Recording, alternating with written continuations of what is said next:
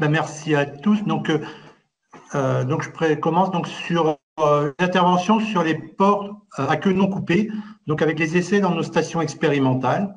Donc c'est un travail, un diaporama que j'ai fait avec Nicolas Villain pour la Chambre, Valérie Courboulet donc pour l'IFIP, Institut du Port, et Aude Dubois pour la Chambre des Pays de la Loire. Donc des essais donc sur l'arrêt de la coupe de la queue des porcs élevés sur Caillebotis ont été réalisés dans les 3 stations donc de Crécom pour la Chambre de Bretagne, de Romillé pour l'IFIP et des Trinotières pour les chambres d'agriculture des Pays de la Loire. Donc à la station de Crécom, les travaux durent depuis déjà 4 ans, et en amont des travaux de grande envergure sur l'arrêt de la codectomie, nous avons réalisé des essais analytiques sur des risques de codophagie tels que l'utilisation de matériaux manipulables. Et en 2023, donc, tous les porcs de la station ont gardé leur queue et l'impact de la codophagie a été suivi.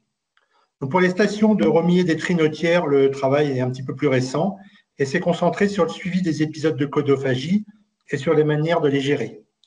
Donc, je ne vais pas rentrer dans le détail de tous ces projets, certains n'étant pas encore terminés. Je donnerai ici donc, les principaux résultats obtenus dans ces essais. Donc déjà, pour commencer, en amont de nos essais, avant de démarrer, dans les 3 stations, les principaux facteurs de risque connus de la codophagie ont été pris en compte. Donc l'alimentation et l'abreuvement sont disponibles et de qualité. La ventilation et l'ambiance des bâtiments sont maîtrisés. Les animaux disposent d'une surface suffisante, voire importante. Et par exemple, à Crécom, dans certaines cases de post-sevrage, les animaux avaient pratiquement le double de la surface réglementaire. L'enrichissement permanent est disponible et la mise en lot a essayé de réduire les risques de combat entre les animaux en réduisant les mélanges. Et dans certains essais, par exemple à Crécom, la case de post-sevrage était constituée d'une portée de maternité, donc sans mélange d'animaux. Et les pré-essais ont également été réalisés, impliquant un nombre réduit d'animaux. Et puis enfin, le personnel de nos stations est fortement impliqué dans ces travaux, pour lesquels un protocole précis ne peut pas être donné, car on ne peut pas prévoir l'apparition des épisodes de codophagie, ni leur ampleur. Et au quotidien, le personnel réalise des observations et la gestion des cas de codophagie. Autre point identique dans nos essais, c'est la grille d'évaluation utilisée, avec une échelle à 4 notes, donc qui va de 0 avec aucune marque visible, à 3 qui est la présence d'une plaie importante avec une perte d'une partie de la queue. Et pour certaines analyses statistiques et la présentation des résultats, notamment à la station de Crécom, les notes 0, 1 et 2 ont été regroupées pour les animaux avec absence de lésions ou lésions de faible intensité, et la note 3 étant laissée aux animaux à forte lésion.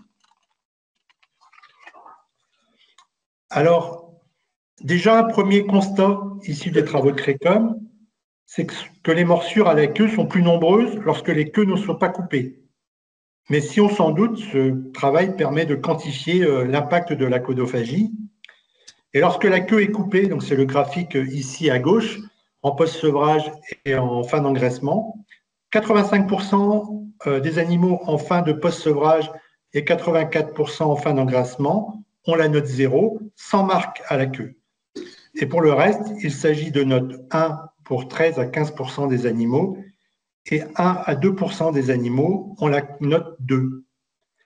Et lorsque la queue n'est pas coupée, donc c'est le graphique de droite, 9% des animaux en post-sevrage et 6% en fin d'engraissement ont la note 3 avec des blessures importantes.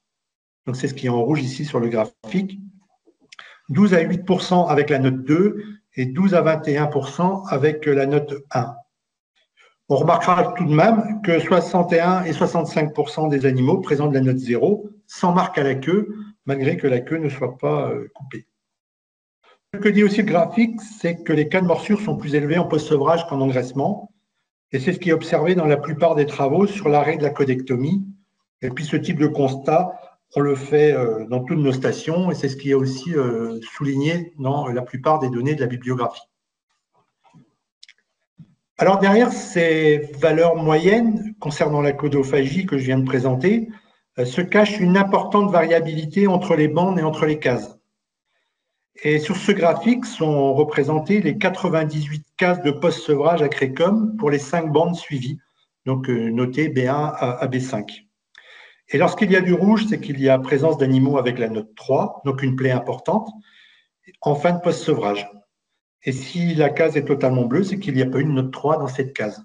Donc ici, je ne présente que les résultats en post-sevrage.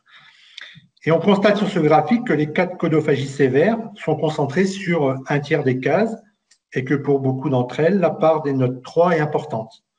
Plus de la moitié des animaux pouvant être concernés.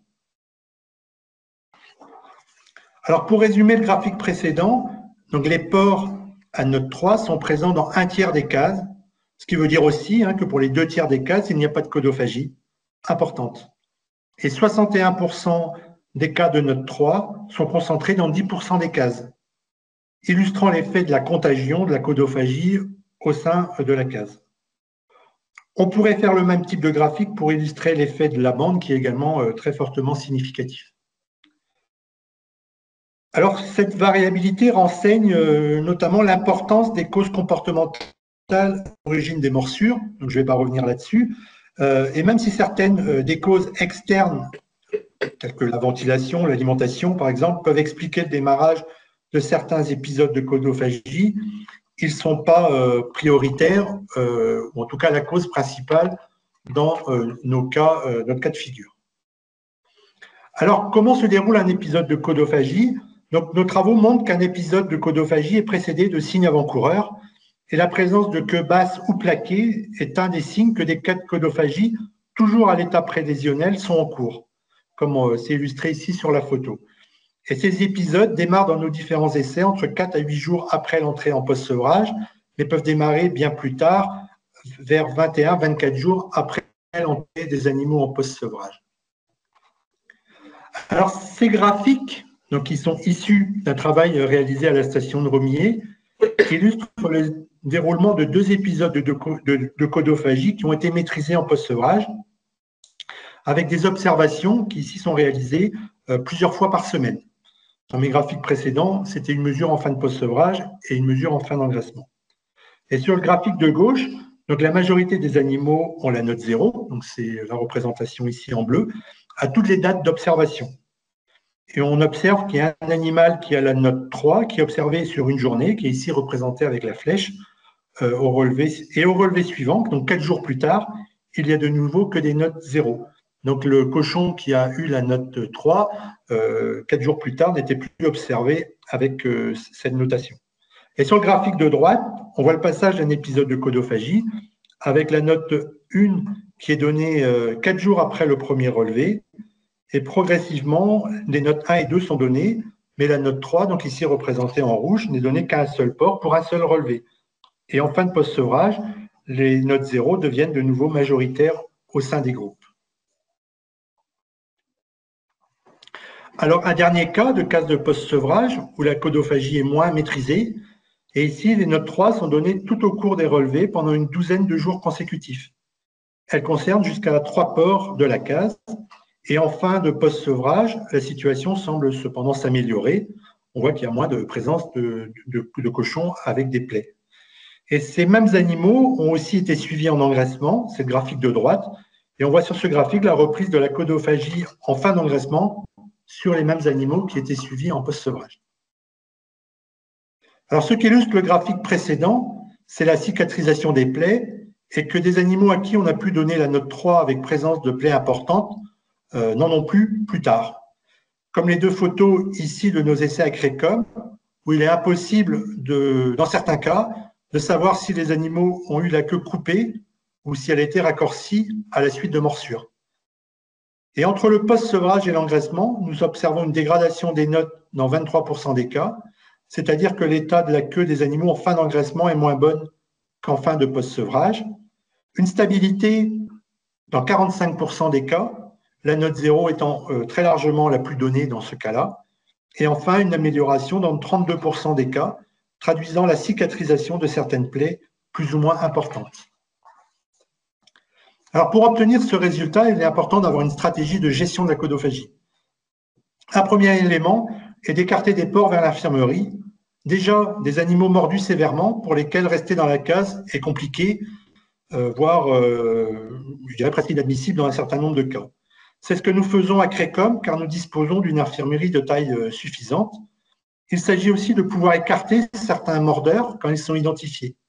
Et à Crécom, par exemple, il y a 3 porcs mordeurs qui ont été mis en infirmerie sur les 1020 animaux qui ont été observés lors de cet essai. Sur les plaies, donc les interventions consistent à l'utilisation de produits mis sur la queue des animaux victimes, produits cicatrisants et amérisants, complétés dans certains cas par des antibiotiques et un analgésique. Dans les stations de romiers et de trinotières, de l'huile de cade est mise sur la plaie. Et l'autre moyen utilisé pour gérer les cas de codophagie est d'enrichir le milieu pour détourner l'attention des porcs vers l'objet plutôt que vers la queue de son congénère. Il s'agit d'ailleurs d'un des seuls moyens réellement disponibles sur l'élevage quand un épisode de codophagie survient, avec bien entendu la gestion des animaux que j'ai détaillés précédemment. Alors à Crécom, nous avons mesuré un effet significatif de l'enrichissement sur les notes des queues. Et je noterai aussi à la station des trinotières que plusieurs matériaux sont distribués pour garder de la nouveauté et un attrait pour l'animal. Et dans le cas d'un protocole précis à la station, donc ces matériaux sont distribués dans un ordre précis, donc corde de coton, toile de jute, puis étoile en caoutchouc en post-sevrage, et corde, puis étoile en caoutchouc et paille broyée en engraissement.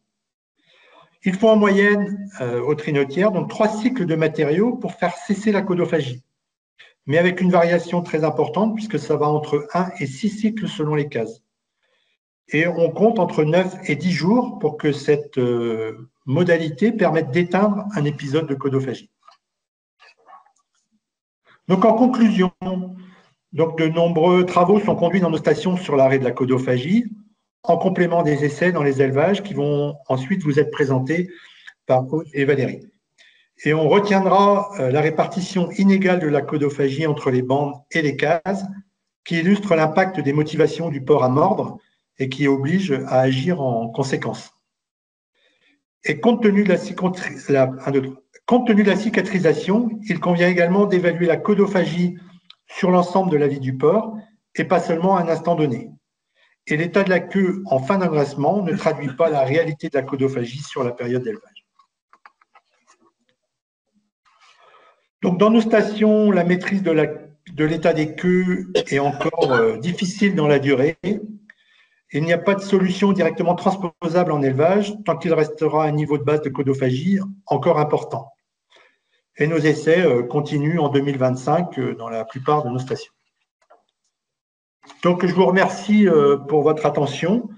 Et, je vous signale aussi que ces travaux sont financés avec la participation de moins 2 projets, l'un avec France 2030 par l'intermédiaire du DIT Ouest-Terrel et l'autre par la région des Pays de la Loire. Donc, je vous remercie de votre attention.